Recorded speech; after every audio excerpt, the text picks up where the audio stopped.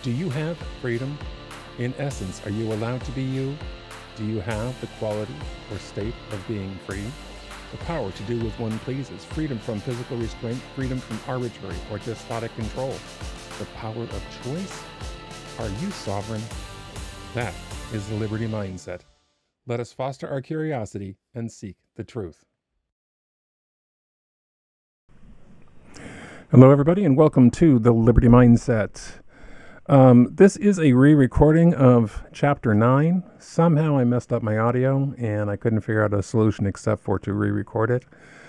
The original podcast is on CallIn,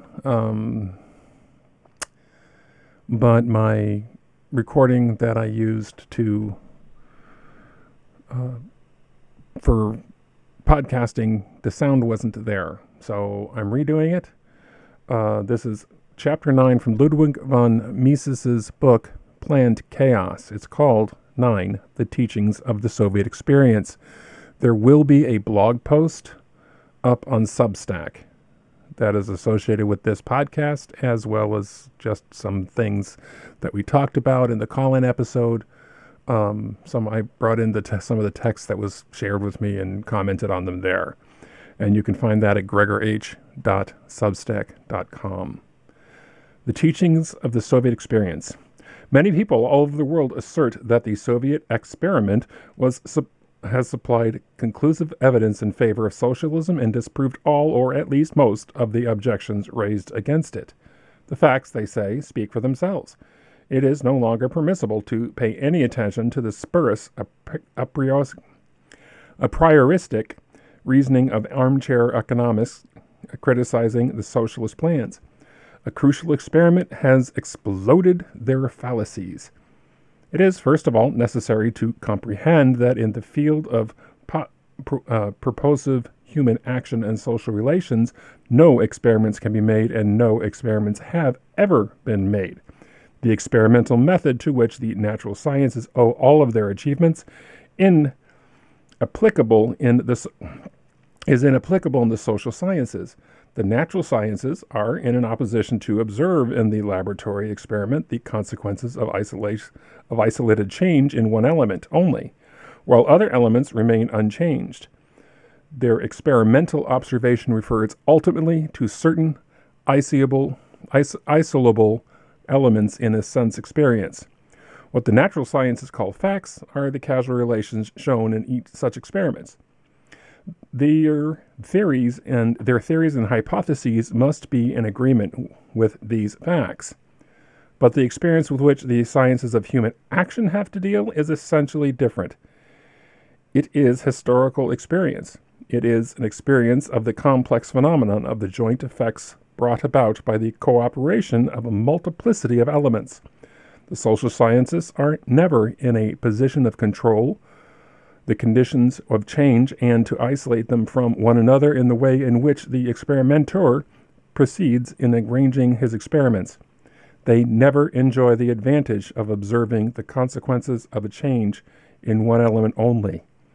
Other conditions being equal, they are never faced with the facts that are the sense of which the natural sciences employ this term. Every fact and every experience with which the social sciences have to deal is open to various interpretations. Historical facts and historical experiences can never prove or disprove a statement in the way in which an experiment proves or disproves. Historical experience never comments upon itself. It needs to be interpreted from the point of view of theories constructed without the aid of experimental observation. There is no need to enter into an epistemological epistemology is not a hard word. Epistemological analysis of the local and philosophical problems involved is enough to refer to the fact that nobody, whether scientist or layman, ever proceeds otherwise when dealing with historical experience. Every discussion of the relevance and meaning of historical facts falls back very soon on a discussion of abstract general principles, logically antecedent to the facts to be elucidated and interpreted. Reference to historical experience can never solve any problem or answer any question. The same historical event and the same statistical figures are claimed as confirmations of contradictory theories. If history could prove and teach us anything, it would be that private ownership of the means of production is a necessary requisite of civilization and material well-being. All civilizations have, up until now, been based on private property. Only nations committed to the principle of private property have risen above penury and produced science, art, and literature. There is no experience to show that any other social system could provide mankind with any of the achievements of civilization. Nevertheless, only few people consider this as sufficient and incontestable refutation of the socialist program. On the contrary, there are even people who argue the other way around. It is frequently asserted that the system of private property is done for precisely because it has a system that men applied to the past. However beneficial a social system may have been in the past, they say, it cannot be so in the future, too. A new age requires a new mode of social organization. Mankind has reached maturity. It would be pernicious for us to cling to the principles to which it resorted in the earlier stages of its evolution. This is certainly the most radical abandonment of the experimentalism. The experimental method may assert, because produced in the past result B, it will produce it in the future also. It must never assert, because produced in the past, the result B, it is proved that it cannot be produced in any longer.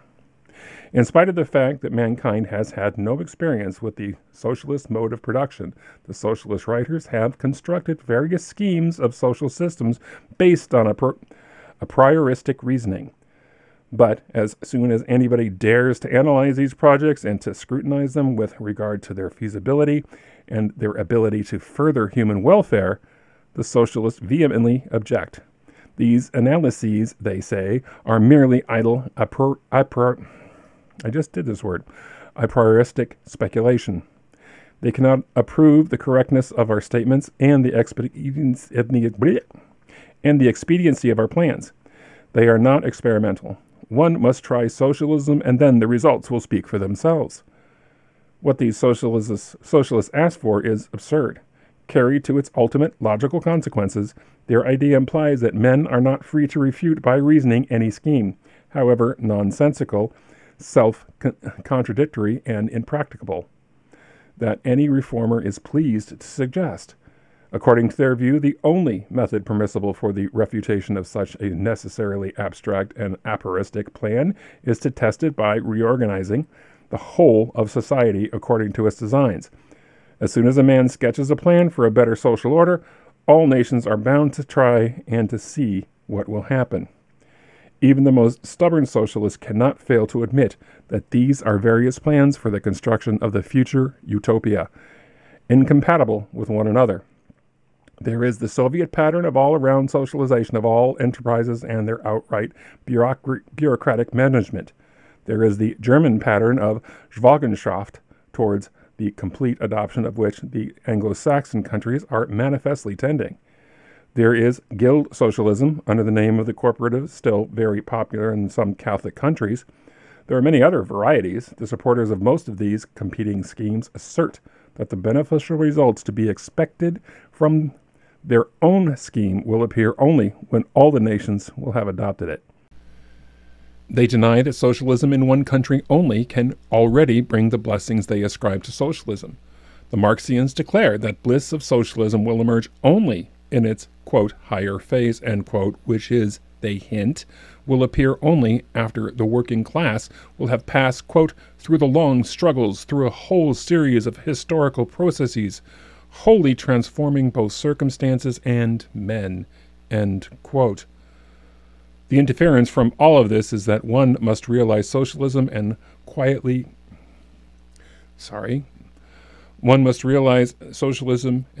wait for a very long time until its promised benefits come. No unpleasant experiences in the period of transition, no matter how long this period may be, can disprove the assertions that socialism is the best of all conceivable modes of social organization. He that believeth shall be saved. That's not an editorial notice actually in there. But which of the many socialist plans, contradicting one another, should be adopted? Every socialist sect passionately proclaims that its own brand is alone genuine socialism, and that all other sects advocate counterfeit, entirely pernicious measures. In fighting one another, the various socialist factions resort to the same methods of abstract reasoning, which they stigmatize as vain a priorism, whenever they are applied against the correctness of their own statements and the expediency and practicability of their own schemes. There is, of course, no other method available. The fallacies implied in a system of abstract reasoning such as socialism cannot be smashed otherwise than by abstract reasoning. The fundamental objection advanced against the practicability of socialism refers to the impossibility of an economic calculation. It has been demonstrated in an irrefutable way that a socialist commonwealth should not be in a position to apply economic calculation. I'm going to read that again. It has been demonstrated in an irrefutable way that a socialist commonwealth would not be in a position to apply economic calculation. Where there are no market prices for the factors of production because they are neither bought nor sold, it is impossible to resort to calculation in planning future action and in determining the result of the past action. A socialist management of production would simply not know whether or not what it plans and executes is the most appropriate means to attain the ends sought. It will operate in the dark, as it were. It will squander the scarcer factors of production, both material and human labor. Chaos and poverty for all will unavoidably result. All earlier socialists were too narrow-minded to see this essential point. Neither did the earlier economists conceive its full importance. When the present writer in 1920 showed the impossibility of economic calculation under socialism, the apologists of socialism embarked upon a search for a method of calculation applicable to socialist systems. They utterly failed in these endeavors. The futility of the schemes they produced could easily be shown. Those communists who were not entirely intimidated by the fear of the Soviet executioners, for instance Trotsky, freely admitted that economic accounting is unthinkable without market relations. The intellectual bankruptcy of the socialist doctrine can no longer be disguised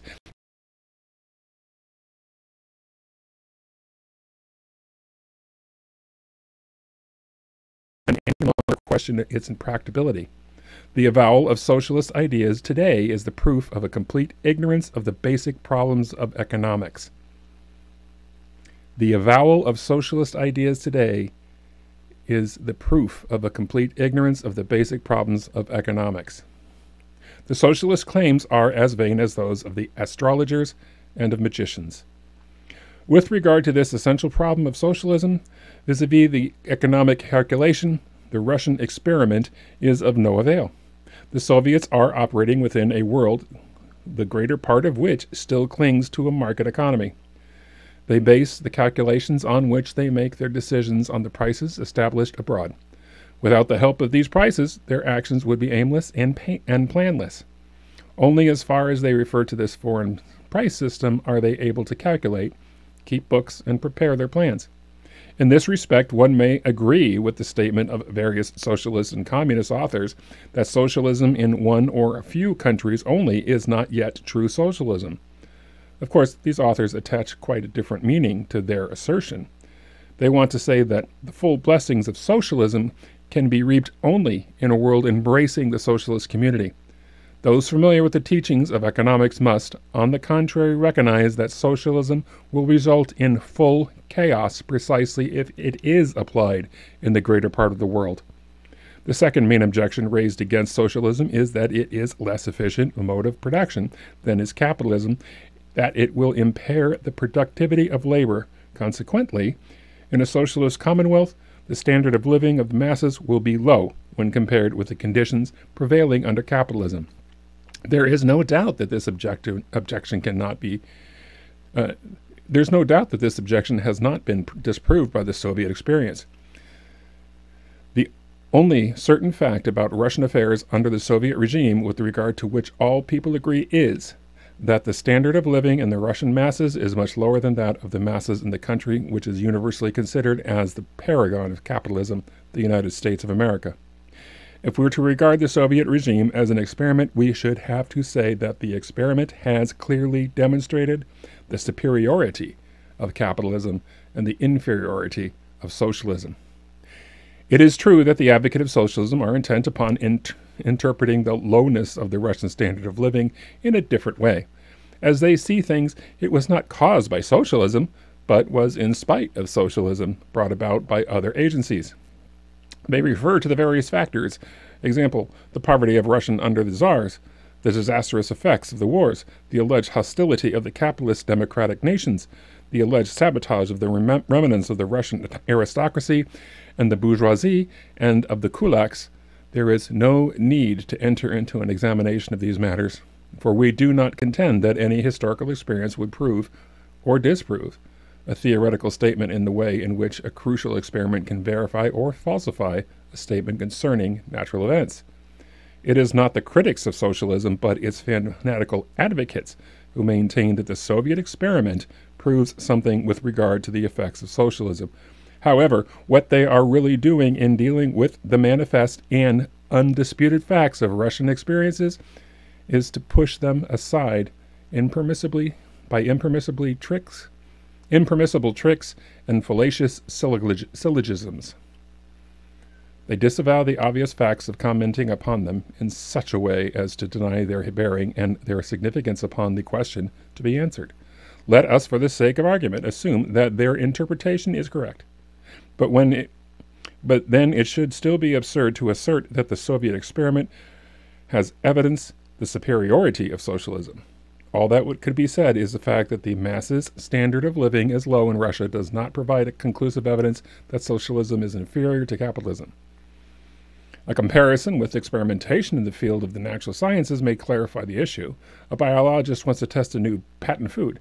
He feeds it to a number of guinea pigs. They all lose weight and finally die. The experimenter believes that their decline and death were not caused by the patent food, but by merely accidental affliction with pneumonia. It would nevertheless be absurd for him to proclaim that this experiment had evidence that the nutritive value of the compound, because the unfavorable result is to be ascribed to the accidental occurrence, not causally linked with the experimental arrangement. The best he could contend is that the outcome of the experiment was not conclusive, that it does not prove anything against the nutritive value of the food tested. Things are, he would assert, as if no experiment had been tried at all. Even if the Russian masses' standard of living were much higher than that of the capitalist countries, this would not be a conclusive proof of the superiority of socialism. It may be admitted that the undisputed fact that the standard of living in Russia is lower than that of the capitalist West does not conclusively prove the inferiority of socialism, but it is nothing short of idiocy to announce that the experience of Russia has demonstrated the superiority of public control of production. Neither does the fact that the Russian armies, after having suffered many defeats, finally, with armament manufactured by American big business and donated to them by the American taxpayers, could aid the Americans in the conquest of Germany, prove the preeminence of communism. When the British forces had to sustain a temporary reverse in North Africa, Professor Harold Lasky, that most radical advocate of socialism, was quick to announce the final failure in capitalism. He was not consistent enough to interpret the German conquest of the Ukraine as a final failure in the Russian communism. Neither did he retract the condemnation of the British system when his country emerged victorious from the war. If the military events are to be considered as the proof of any social system's excellence, it is rather the American than the Russian system for which they bear witness. Nothing that has happened in Russia since 1917 contradicts any of the statements of the critics of socialism, communism, even if one bases one's judgment exclusively on the writings of communists and fellow travelers. One cannot discover any feature in Russian condition that tells in favor of the Soviet's social and political system. All the technological improvements of the last decade originated in capitalistic countries. It is true that the Russians have tried to copy some of these innovations, but so did the backward Oriental people, too. Some communists are eager to have us believe that the ruthless oppression of dissenters and the radical abolition of the freedom of thought, speech, and the press are not inherent marks of the public control of business. They are, they argue, only accidental phenomenon of communism, its signature in a country which, as was the war case with Russia, never enjoyed freedom of thought and conscience. However, these apologists for totalitarian despotism are at loss to explain how the rights of man could be safeguarded under government omnipotence. Freedom of thought and conscience is a sham in a country in which the authorities are free to exile everybody whom they dislike into the Arctic or the desert, and to assign him hard labor for life. The autocrat may always try to justify such arbitrary acts by pretending that they are motivated exclusively by considerations of public welfare and economic expediency. He alone is the supreme arbiter and to decide all matters referring to the execution of the plan. Freedom of the press is illusionary when the government owns and operates all the paper mills, printing offices, and publishing houses, and ultimately decides what is to be printed and what is not. The right of assembly is vain if the government owns all the assembly halls and determines for what purpose they shall be used. And so it is with all other liberties too. In one of the lucid intervals, Trotsky, the hunted exile, not the ruthless commander of the Red Army, saw things realistically and declared, quote, "In a country where the sole employer is the state, opposition means death by slow starvation. The old principle, who does not work shall not eat, has been replaced by the new one, who does not obey shall not eat." End quote. This confession settles the issue. What the Russian experience shows is a very low level of the standard of living of the masses and unlimited dictatorial despotism. The apologists of the communism are intent upon explaining these uncontested facts as accidental only. They are, they say, not the fruit of communism, but occurred in spite of communism. But even if one were to accept these excuses for sake of argument, it would be nonsensical to maintain that the Soviet, quote, experiment, end quote, was demonstrated anything in favor of communism and socialism. And that ends chapter 9. Thank you for listening. I've enjoyed this. Next week is chapter 10, where we finish the book. It's a very short chapter. We'll see if we have any kind of discussion. You can catch up with us also on gregor.substack.com. Check out our channel, Liberty Mindset, on YouTube. And for all around, everybody, have a good day. Thank you for joining us at the Liberty Mindset. Freedom is a state of being, and liberty is a state of mind. So stay curious and seek the truth.